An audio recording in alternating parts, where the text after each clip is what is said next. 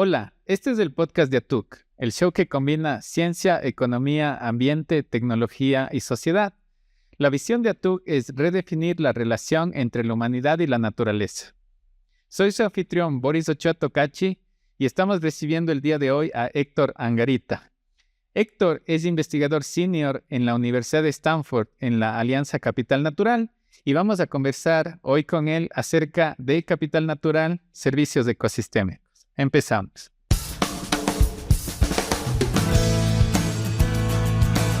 Hola Héctor, muchas gracias por estar aquí. Sí, hola Boris, un gusto estar aquí, gracias por la invitación y un saludo a todos. Con mucho gusto. Héctor, cuéntanos un poco más de ti. ¿De dónde eres? ¿A qué te dedicas? ¿Cuál es tu expertise? Es una pregunta que generalmente tiene muchas respuestas, ¿sabes? Aunque, bueno, la más fácil es, soy colombiano y llegué a mi oficio actual, que es ser alguien que estudia la interacción entre la sociedad y la naturaleza a través de las interconexiones mediadas por agua. Es decir, el agua como un interconector entre personas, economía y procesos que ocurren en el dominio de la biosfera, básicamente. Y llegué a ese punto de mi carrera en el que este era digamos, mi interés, partiendo de algo que nos pasa mucho a los latinoamericanos, y es que aprendemos sobre el agua desde las disciplinas de ingeniería. Supongo que es el mismo caso tuyo.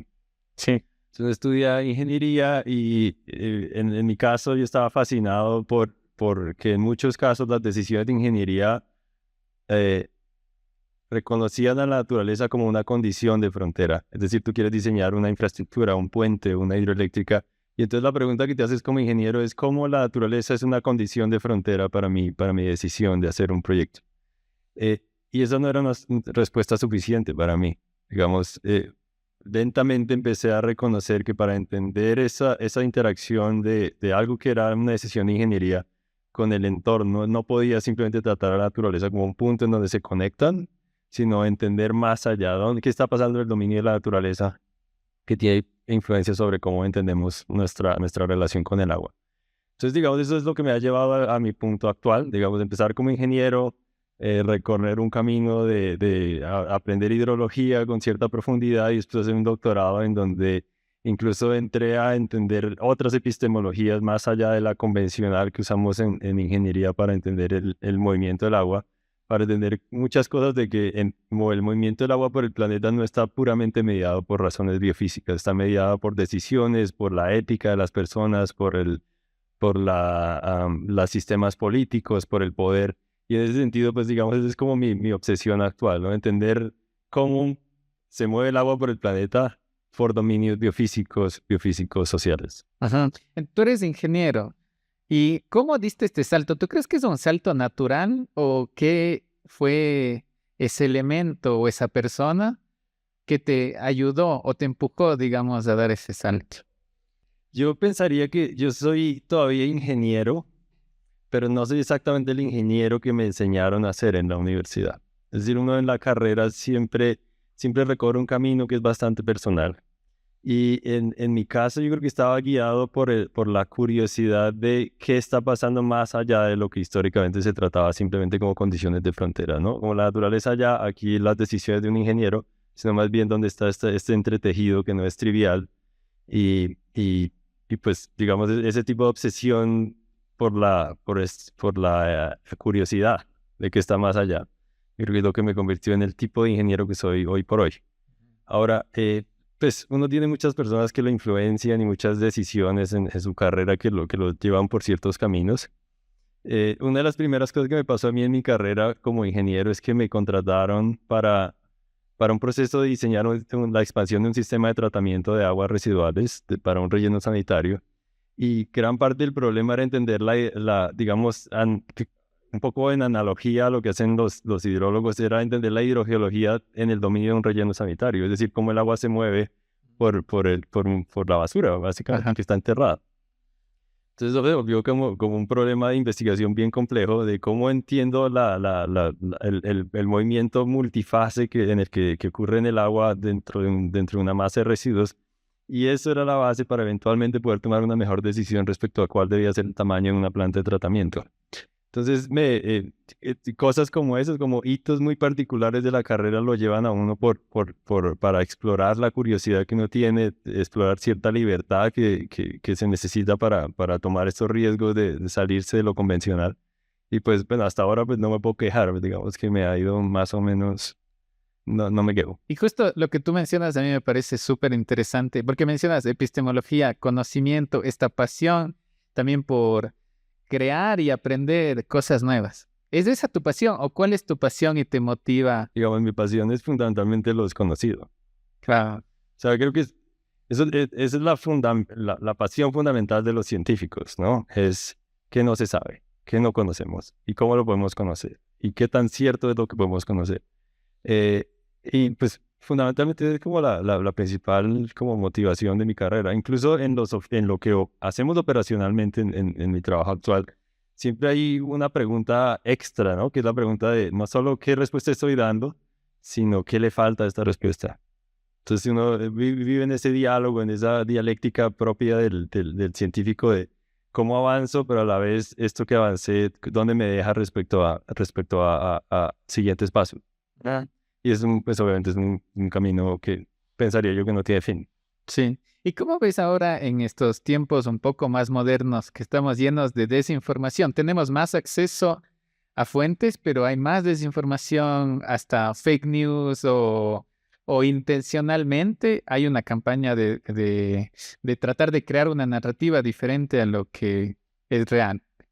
Me gustaría responder con bastante cautela a esa pregunta. Digamos, yo hace poco leí este libro Nexus, ¿no? de Noah Yoa Harari, donde él hace un poco la reinterpretación de qué es información, más allá de lo que él llama la versión ingenua de la información, y es que para muchas personas históricamente se ha pensado que información es como un análogo o es un equivalente de verdad. O sea, más información significa más verdad y más verdad significa mejores decisiones. Por ejemplo, un poco la idea de la iluminación, ¿no? Ajá. La racionalidad de decir qué hacer y cómo hacerlo.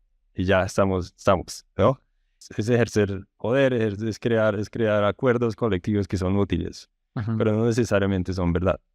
Sí. Entonces, ahora, en hidrología, pues, en el oficio que hacemos nosotros, yo creo que uno a menudo se enfrenta a ese problema, ¿no? Y es hasta dónde lo que estoy encontrando, incluso con observaciones, con datos, con el estado del arte del conocimiento, hay muchas veces que uno queda con más preguntas que respuestas sobre cuál es la verdad del agua.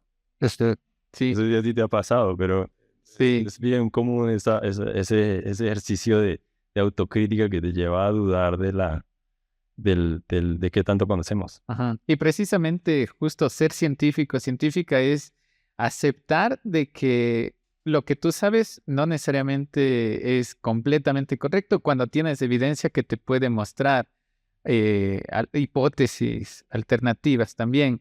Y yendo justo a ese punto, tú trabajas en la Universidad de Stanford, en la Alianza Capital Natural. Por un lado, ¿cómo es esa experiencia de estar en una universidad líder en el mundo, una de las mejores universidades del planeta? Y por otro lado, ¿qué es la Alianza Capital Natural?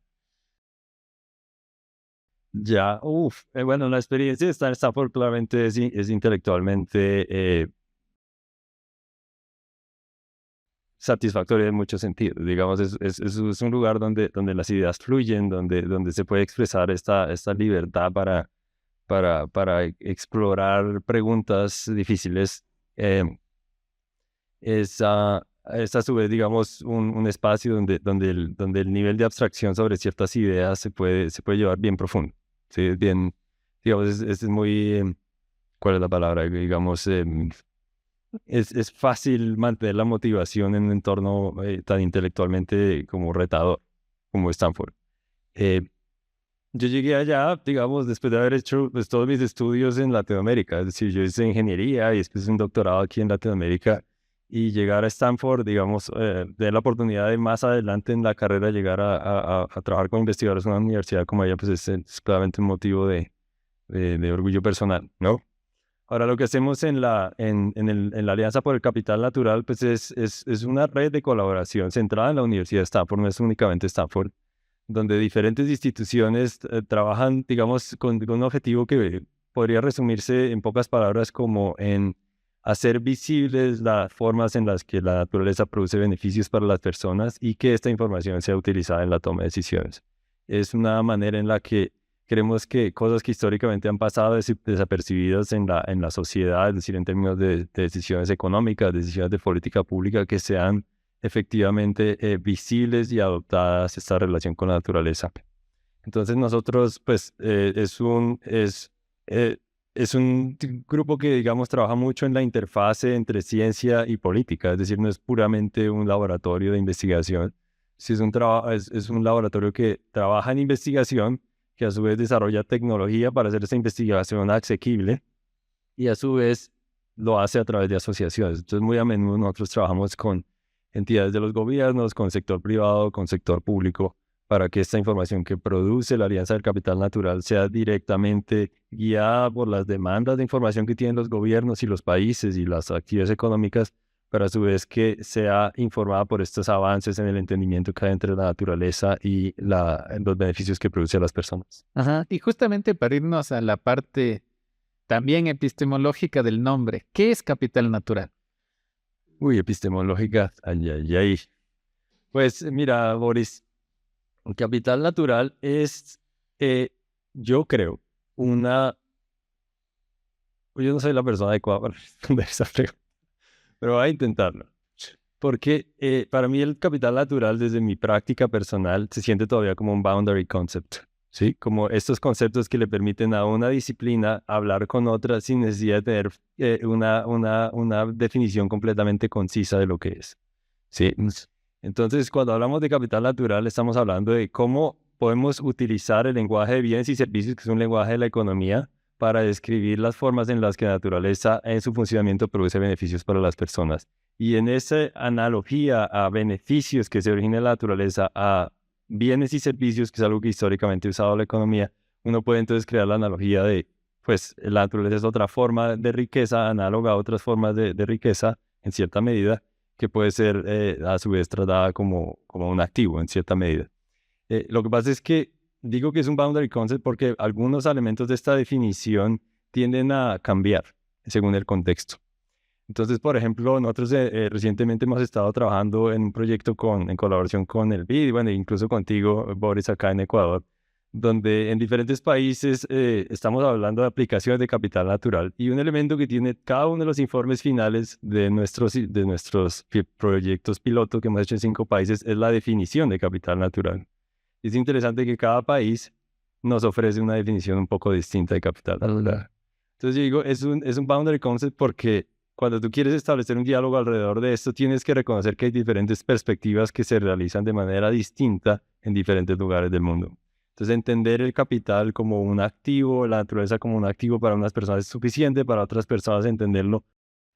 Dimensión que hay que explorar dentro de la naturaleza es otra manera de verlo. Y digamos, a nosotros nos ha sido un poco parte del reto, ¿no? ¿Qué tienen en común las definiciones que nos ofrecen los países y qué tienen de diferente? Sí. Y entrando en detalle un poco en este proyecto, justo que lo mencionaste en Ecuador, existe esta cooperación entre la Universidad de Stanford a través de la Alianza Capital Natural, el BID, con ATUC, Natural Capital Insights, que es otra empresa de consultoría estadounidense, para hacer un estudio de evaluación de capital natural en la Reserva de la Biosfera Yasuní. Cuéntanos un poco más de detalles sobre este trabajo. Ya, estos proyectos que hemos hecho en diferentes países están fundamentalmente guiados por las prioridades que tienen los diferentes países. Cada país está en un momento histórico propio, tomando decisiones en un contexto de políticas, de necesidades y de prerrogativas sociales que se están usando de diferentes maneras en cada país. Y lo que pasó aquí en Ecuador es que al proponerle esta idea de trabajar en aplicaciones de capital natural en decisiones concretas, lo que hizo el gobierno de Ecuador fue pues proponernos enfocarnos en una región bien específica de la Amazonía ecuatoriana, que es la Reserva de Yasuní, ¿no? Entonces ellos estaban pensando en cómo una región tan amplia de la Amazonía ecuatoriana tiene interacciones con el resto de la sociedad que puedan ser utilizadas para fomentar o incrementar la efectividad de las acciones de conservación de esta región de Ecuador. Entonces lo que nos decían es, bueno, queremos entender cómo la Reserva del Yasuní, que es un paisaje muy complejo donde existen diferentes formas de ocupación, donde hay pueblos indígenas, de diferentes nacionalidades, hay actividades productivas de diferentes tipos, hay agricultura, etcétera. Cómo dentro de este paisaje complejo la reserva produce flujos de beneficios hacia esas personas que ya viven dentro de la Reserva del Yasuní y que definen pues, muchos aspectos del bienestar a ese nivel, es decir, que sostienen actividades productivas, que sostienen las tradiciones, la cultura, etcétera. Pero a su vez, la Reserva del Yasuní produciéndole beneficios a todo el Ecuador, que se manifiestan de muchas maneras, por ejemplo, en términos de la cantidad del agua que está disponible en los Andes, en términos de la capacidad de almacenar carbono que de otra manera podría ser emitido en la atmósfera y generar pues, y contribuir al cambio climático. Entonces nos pidieron que nos enfocáramos en entender cuál es la relación que tiene el Yasuní con Ecuador, ya sea en términos de todo el país o en términos dentro de la bioreserva. Y sobre esa base, pues se diseñó un estudio en colaboración con diferentes instituciones, principalmente instituciones basadas aquí en Ecuador, como ATUC, y ya entraremos en detalles de cómo llegamos a esta interacción con ustedes, nos llevó a avanzar en este proyecto. Ajá. Y justamente eso, a ver, ¿cómo se dio esta cooperación ATUC-Stanford? Pues supongo que hay varias versiones, ¿no? Hay un dicho que dice que hay al menos 3 versiones de cada historia, ¿no? La del uno, la del otro y la verdad. Entonces, aquí vuelvo. Yo voy a contar una versión. No, más allá del chiste, digamos, hay una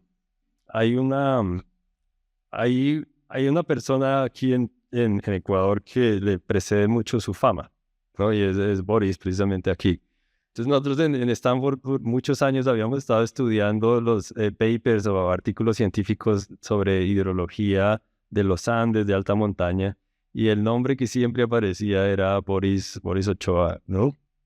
Y entonces cuando apareció la oportunidad de trabajar aquí en Ecuador, pues sabíamos en cierta medida que tenía muchísimo interés en establecer una relación con ustedes para poder colaborar en este tema, ¿no? Como decía hace un momento, la Alianza por el Capital Natural es una red. O sea, en cierta medida cuando hablamos de capital natural desde nuestra perspectiva, estamos hablando de relaciones naturaleza-personas, pero también estamos hablando de relaciones entre las personas mismas, ¿no? Cómo crear redes de colaboración que hacen efectiva la creación de esta información y su uso concreto en aplicaciones prácticas. Entonces, pues teníamos a Boris en el radar y apareció la oportunidad de trabajar, entonces establecimos una serie de conversaciones pues que en última nos permitieron establecer un proyecto bien concreto para trabajarlo con ustedes. Sí, y nosotros también apreciamos mucho la colaboración con la Universidad de Stanford y con los otros socios con los que hemos podido colaborar a través de estos proyectos. Héctor, para ir un poco cerrando, desde tu experiencia, que se ha venido construyendo, como tú cuentas, desde tu pasión en la vida, desde la ingeniería que estudiaste, el trabajo que estás haciendo ahora, esa búsqueda de conocimiento incesante, ¿cómo crees que podemos redefinir la relación entre la humanidad y la naturaleza?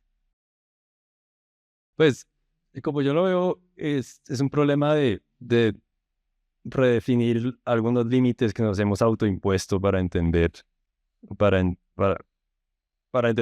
nuestra posición como humanidad, como civilización, como sociedad, como cultura en el mundo, ¿sí? Nosotros operamos en un contexto donde aquí está la civilización, aquí está la humanidad, aquí está la economía, ya está el resto, ¿no? Ahí está la naturaleza, ya está el planeta. Y yo siento que poco en analogía a lo que me ha pasado a mí en la vida siendo ingeniero, tratando de olvidarme un poco de ese límite autoimpuesto de mira, aquí empieza la naturaleza, aquí empieza tu proyecto. Es más a gran escala pensar dónde desaparecen, cuáles límites tenemos que un poco tratar de olvidar y redefinir. En inglés la palabra que a mí me gusta es como el beyond boundaries, beyond, más allá de los límites, porque más allá de los límites es donde están muchas de las respuestas que necesitamos, ¿no?, como sociedad. Entonces nosotros típicamente hemos estado pensando en que muchas de las maneras de las decisiones que tiene que tomar la sociedad están dentro de este dominio en donde por ejemplo, entendemos como cosas que ocurren en el dominio de los ciclos biogeoquímicos del planeta interactúan con cosas como la producción de alimentos, la disponibilidad de agua, la regulación climática, etcétera. Entonces nos decimos, "No, aquí está nuestro mundo donde nos preocupamos por estas cosas, pero muy pocas veces, hasta muy poco recientemente, hemos estado a mover el límite de cómo esto está determinado por los procesos de la biosfera. O sea, la biosfera en el fondo es la que sostiene estos ciclos biogeoquímicos. Entonces hay un boundary que hay que romper, ¿no? Hay que mover. Hay otro boundary que es uno que me obsesiona mucho y quizás el que me siento am, más, más limitado para aproximarme, pero de todas formas tengo mucha curiosidad por él. Y es el boundary que me conecta respecto a los sistemas sociales, es decir, las decisiones de cómo se mueve el agua, por ejemplo, o cualquier decisión que toma la sociedad, en el fondo están determinadas por procesos que ocurren en otro dominio, en el dominio de la ética, en el dominio de la cultura, en el dominio de la política, incluso de sistemas legados, ¿no? Cosas que vienen del pasado y tú simplemente vives con ellas que así son. Y esos límites yo creo que hay que aprender a moverlos. ¿Sí? Hay que repensar muchos de estos límites para realmente ver nuestra posición dentro de un sistema más amplio y más complejo. ¿Qué mensaje final quisieras dar a la audiencia del podcast Atuk? Ah, no me atrevo, ¿sabes? El mensaje que les quiero dar es, síganle la pista a Boris Ochoa y su trayectoria, que es fascinante. Digamos, trabajar con Boris ha sido un enorme placer no solo en Ecuador, sino en todas las partes donde nos hemos cruzado. Y francamente, para nosotros es un enorme placer cruzarnos en la vida y en el trabajo en personas como Boris y que ojalá puedas seguir haciendo tu trabajo con tanto éxito como lo has hecho hasta ahora. Muchas gracias, Héctor. Y gracias por estar aquí. Ha sido una experiencia enriquecedora. A ti muchas gracias y un saludo a todas. Este episodio del podcast Atuk ha sido traído a ustedes gracias a la Alianza Capital Natural de la Universidad de Stanford y a la colaboración en el proyecto con el Banco Interamericano de Desarrollo, Atuk y Natural Capital Insights. El podcast de Atuk está disponible en varias plataformas. No te pierdas los capítulos. Estamos en Apple Podcasts, Google Podcasts, Evox, Spotify y ahora en YouTube.